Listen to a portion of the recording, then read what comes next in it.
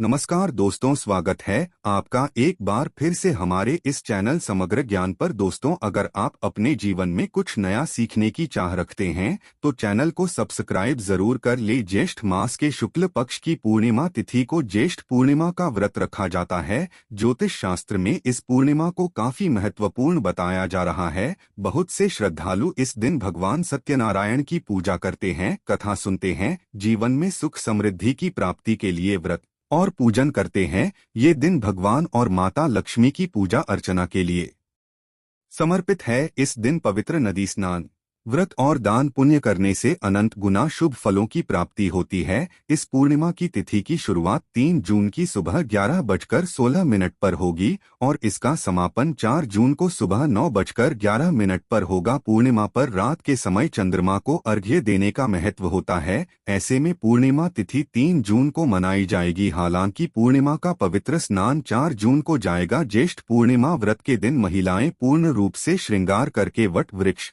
की पूजा करती है, अपने पति की लंबी उम्र का वरदान मांगती है।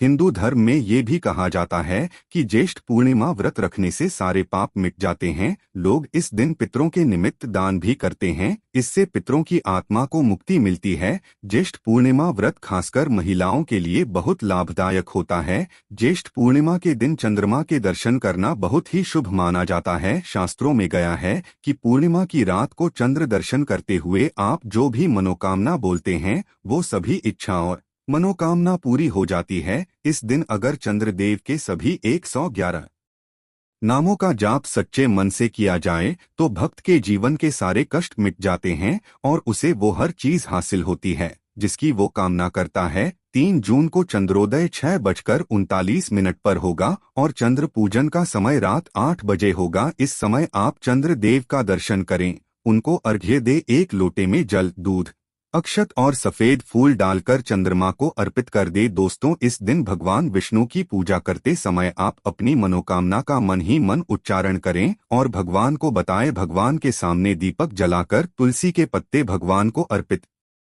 करें, केले का फल अर्पित करें और आप भगवान नारायण का ध्यान करें। ऐसा करने पर भगवान नारायण की कृपा से भगवान कुबेर आपके धन के भंडार भर सकते हैं और महालक्ष्मी और भगवान विष्णु पुत्र धन प्राप्ति आशीर्वाद देते हैं। जीवन की सारी परेशानियां, सारे दुख दूर हो जाते हैं। ज्येष्ठ पूर्णिमा के दिन एक चांदी का सिक्का माता लक्ष्मी की प्रतिमा के पास जरूर रखें और उनका पूजन करें। ऐसा करने से जीवन में सफलता के अच्छे योग बनते हैं। आपके जीवन में आ रही सारी विघ्न बाधाएं और व्याधियां दूर होती है, धन संपदा में वृद्धि होती है।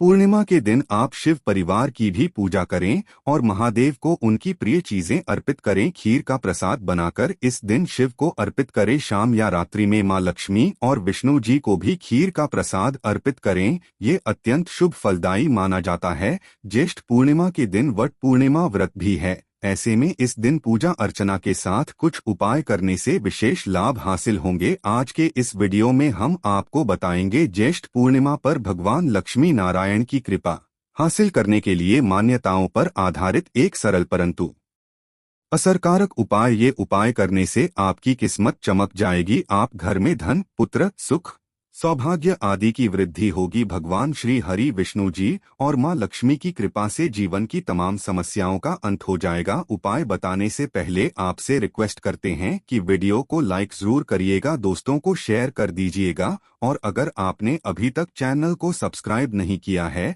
तो चैनल को सब्सक्राइब करके बेल आइकन जरूर दबाइएगा। दोस्तों, ये उपाय आपको रात्रि के समय करना है। उपाय करने से पहले मुंह हाथ पैर धो ले, स्वच्छ वस्त्र पहने। ये उपाय करने के लिए आपको चाहिए होगी एक साबुत फूल वाली लौंग। ये लौंग टूटी खंडित ना हो और उसमें फूल भी हो। फिर आप अपने मंदिर के सामने आसन हो जाए, एक देसी घी का दिया जलाए, इस दीपक को किसी थाली में रखे, सुगंधित धूप बत्ती जलाए।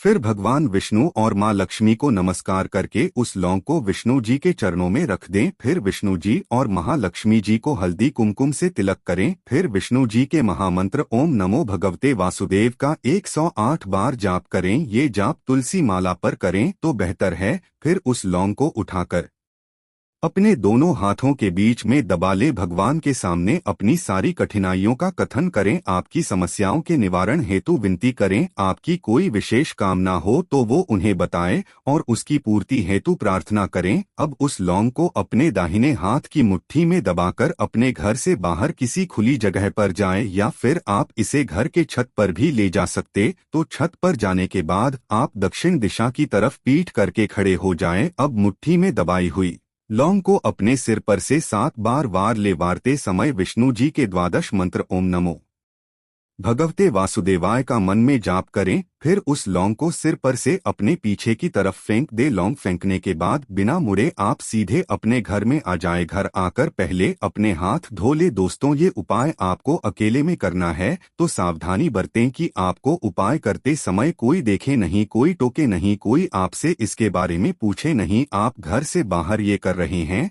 तो आते जाते समय आपको किसी से बात भी नहीं करनी है। लौंग फेंकने के बाद आप पीछे मुड़कर ना देखें, और अगर ये उपाय आप अपने घर के छत पर कर रहे हैं तो लौंग को अपने छत पर से नीचे की तरफ फेंके, और अगर आपके छत पर दक्षिण की तरफ कोई कमरा या दीवार है तो फिर लौंग को दक्षिण दिशा की तरफ अपनी छत पर ही फेंक दे और सीधे नीचे आ जाए। फिर दूसरे दिन सुबह जाकर किसी कागज से उस लौंग को उठाकर बाहर कहीं फेंक आए, या फिर मिट्टी कर इसे जमीन में गाड़ दे। इस लौंग को आपको अपने घर से बाहर ही मिट्टी में गाड़ना है। घर के किसी गमले में आप इस लौंग को ना डालें। फिर घर आकर अपने हाथ धो ले, अपने ऊपर गंगाजल का छिड़काव करें। दोस्तों, इस उपाय से भगवान विष्णु जी की कृपा से जीवन में आ रही विघ्न बाधाएं दूर होती है, कार्यों में सफलता मिलने लगती है, धन की परेशानी हो, व्यापार कारोबार से जुड़ी परेशानी हो, जल्द ही दूर हो जाती है। जो भी नकारात्मक ऊर्जा आपके ऊपर हावी है वो दूर हो, सकारात्मकता आ जाती है। ये उपाय करते समय सबसे महत्वपूर्ण है श्रद्धा, विश्वास। दोस्तों, कोई भी उपाय अगर पूरे श्रद्धा भाव से, विश्वास से किया जाए तो वो जरूर सफल हो जाता है। साथ ही स्वच्छता और पवित्रता का ध्यान रखें। गर्भवती महिलाएं इस उपाय को ना करें, और मासिक के दौरान भी महिलाएं ये उपाय ना करें। इस पूरे दिन आप सात्विकता बरतें, सात्विक अन्न खाएं, तामसिक चीजों से दूर रहें, ब्रह्मचर्य का पालन करें, मांस मदिरा व्यसनों से दूर, यहाँ तक कि प्याज लहसुन भी ना खाएं, क्लेश कलर से बचें, किसी का भी दिल ना दुखाएं। इस दिन अशुभ रंग के वस्त्र ना पहनें, द्वार पर आए याचक को खाली हाथ जाने ना दें। परंतु ध्यान रहें, इस दिन आप किसी को रुपए पैसे ना दें। आप जरूरतमंद व्यक्ति को अन्न या वस्त्र का दान कर सकते हैं। तो इस ज्येष्ठ पूर्णिमा के अवसर पर ये उपाय करके आप अपने जीवन को अधिक सुखपूर्ण, अधिक सफल और खुशहाल बनाएं। आज के लिए बस इतना ही। दोस्तों, अगर आपको ये पसंद आया है तो वीडियो को लाइक करिएगा, दोस्तों को शेयर जरूर करिएगा, और चैनल को सब्सक्राइब करके बेल आइकन जरूर दबाइएगा ताकि आने वाली वीडियो आपको सबसे पहले मिले। दोस्तों, मिलते हैं अगले वीडियो में, तब तक के लिए धन्यवाद।